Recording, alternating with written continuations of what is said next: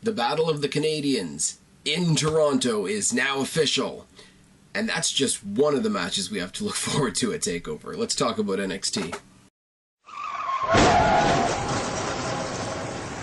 What's going on, everybody? It's your buddy, it's your pal Spaz Phoenix, the YWC Reality Check, here with your October 19th NXT review, rolling along with the Dusty Classic and all the build towards TakeOver Toronto, which I'm more and more excited about by the day. We started off with the replay of Nakamura and Joe's recent history, the victory of Nakamura at the last pay-per-view, Joe's beatdown on NXT, his absence, Joe's other victims in the meantime, and the brawl that they had last week. But the show starts off with another first-round match in the Dusty Classic. Rich Swann and No Way Jose, who you guys know I'm not particularly a fan of, taking on Tony Nese and Drew Gulak, who are referred to by the NXT commentators as a legitimate Raw tag team, which is interesting. Gulak and Swann start the match, headlock by Swann, shoulder tackle, pinning reversal sequence, and a drop kick by Swann. Jose works on the arm, jumping snapmare by Jose and a flapjack, boot by Nese, a kicking sequence, and a trip.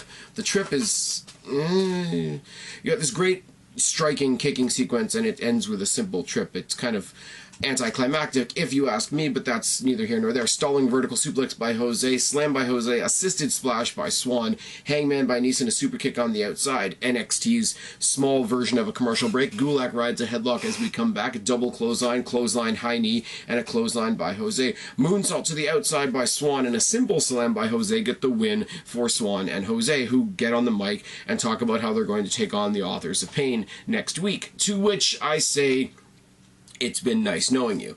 We replay Roode ditching Dillinger last week in their opening round match against Sanity. We have an interview with Dillinger in the back talking about how this was supposed to be his big victory for Dusty. He was going to pay homage to his hero, all that sort of thing. And he says Regal knows that this is a match that needs to happen at TakeOver. We go back to the announcers, who in fact tell us that the Battle of Toronto is set. Ty Dillinger versus glorious Bobby Roode, along with Asuka versus Mickie James and Shinsuke Nakamura versus Samoa Joe. Speaking of Roode, we have Roode versus Sean Maluta, who since the Cruiserweight Classic has really been brought back just to job, which is kind of unfortunate. Collar and elbow tie up, a snapmare by Roode, a drop kick by Maluta, hangman by Roode, corner chops, a face plant, and a boot by Maluta, forearm spinebuster by Roode, and an impaler DDT. Apparently the impaler DDT is Bobby Roode's new finisher. I'm cool with that, I suppose. Roode gets the obvious win. Dillinger comes out. They scuffle about and just, you know, build the tension towards their match, which is going to be fucking great. Squash match for Bobby Roode. I would have liked to see a longer match with Bobby Roode. Now that we finally got him in NXT, we've got him basically in squash matches and, you know, sort of schmoz scenarios. We know what this guy can do. I think it's great that Austin Aries is going to debut Team Aries later on in the show. We're going to talk about that in a second. He's got his mystery partner. He's got two people in NXT already in Eric Young and Bobby Roode that he's already teamed with before that are not his partner. But, you know, it is what it is. You know, the two Canadians have their match. I wonder what Eric Young is going to do at TakeOver, but we'll get there when we get there. Liv Morgan, you guys know I like Liv Morgan. You know, it is what it is. People shit on her. She's not the greatest thing since sliced bread, but I like her. She's fun. Who's not really fun and kind of bland and trying way too hard is Billie Kay and Peyton Royce, who jump her in the back while she's in the middle of giving an interview. They drag her out to the rampway and give a cringy promo shouting vague threats at Liv Morgan and Asuka. Liv Morgan's already unconscious and Asuka's not there, so who's hearing their chants other than the unfortunate crowd and me watching on the television? I don't know. Team Aries versus Otis and Tucker. Yeah, I don't know either. Aries' opponent is another, it's like Sanity last week. It's one of the worst kept secrets in NXT dirt sheets. It's Roderick Strong, who's apparently from ROH. Now, you guys know I don't watch ROH, I don't watch the Indies. Apparently, this guy's a big deal. I have nothing against the guy. Obviously, I just don't know. I'm very honest with you guys. I don't, like I say, don't watch the Indies, don't watch ROH. I know a lot of other people were excited to see this guy, and from what I saw tonight, and this wasn't a very long match, He's all right. I mean, like, my connection to the match is Austin Aries because I'm familiar with Austin Aries, but it is what it is. Aries and Otis and Tucker, by the way, are fucking gigantic. So they're there playing the big show role for the guys that are going to go over in the end. Aries and Otis start off strikes and forearms and more strikes by Aries. Avalanche sandwich by Otis and Tucker, and they do this a lot. They get one of their opponents in sort of a grappled scenario, and then both partners just squish them. Sort of, we're big, Mark Henry Big Show style, and just squish people. They're taking lessons from Nia Jax and Naomi, clearly. Stomps by Strong and corner forearms and knee drops. Aries boxes the ears, and Aries and Strong hit a double team suplex. Springboard back elbow by Aries, suplex by Otis, shoulder tackles by Tucker, and a corner splash. Suicide dive by Aries, high knees by Strong, forearm gutbuster combination by Aries and Strong, running drop kick by Strong, which was really, really nice. I don't know this guy. Is this his finisher from other places? I don't know. Doesn't seem like a very definitive finisher, but nice move nonetheless. Aries and Strong get the obvious win. We replay Andrade Cien Almas turning on his partner Cedric Alexander. What was it, 2, maybe 3 weeks ago? It seems to be the theme of the Dusty Classic that teams get together for one match, lose, turn on each other. There's a new feud, which is fine, except it's gonna get repetitive. We've got it with Dillinger and Roode, which is good. We've got it with Cien Almas and Cedric Alexander, and you guys know how I feel about Andrade. Cedric Alexander could be doing much better. He could be teaming with Rich Swann and moving forward in the Dusty Classic, but that's another story for another day, and that's just another underscore of the fact that we don't need No Way Jose.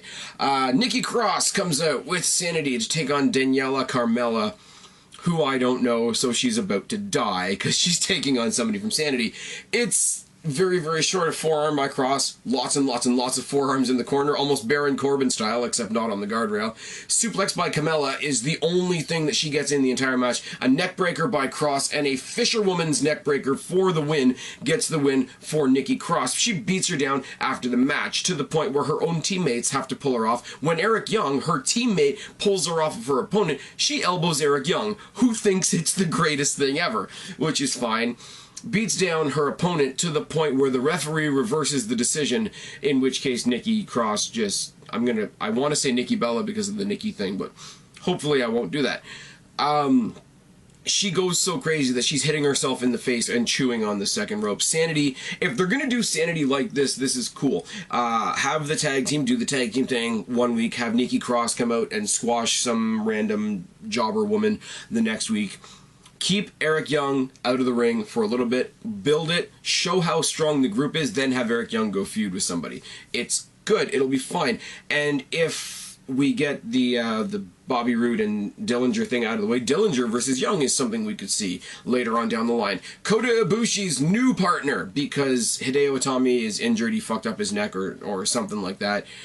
His new partner for the Dusty Classic is Raw's Cruiserweight Champion TJ Perkins. Not a bad partner to have, just putting it out there. Nakamura comes out to address the crowd. He says a lot, but Nakamura promos are a little... I'm not entirely sold on Nakamura promos. I mean, they're good, they're short, sweet, and to the point. Basically, I'm not done with you yet, Joe. You want my title, come get it in Toronto. Patrick Clark, who's interesting, comes out and tries to challenge Nakamura and gets his ass kicked while Joe waits on the ramp, you know, stepping towards the ring and then backing off, you know, like he's looking for his moment where he can make his cheap shot, and it never quite happens, so it becomes a long distance stare down between the two to end the show. Roderick Strong debuted, that's cool. They're continuing this story with Peyton Royce, Liv Morgan, and Billie Kay that I'm not really a huge fan of, but if Liv Morgan goes over in the end, I'm cool. Sanity is a lot of fun.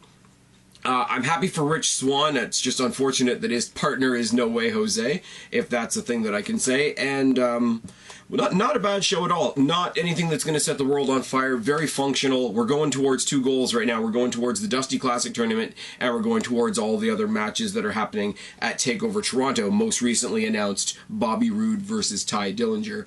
It's all good. I'm excited. It's a long way to the end of November, but we're getting there, slowly but surely. I'm Spaz, your YWC Reality Check. Subscribe up there. Talk down there. Start a conversation. Keep all these conversations going. Don't be a stranger. I will talk to each and every last one of you later, but for right now, I'm tagging out. Bye, guys.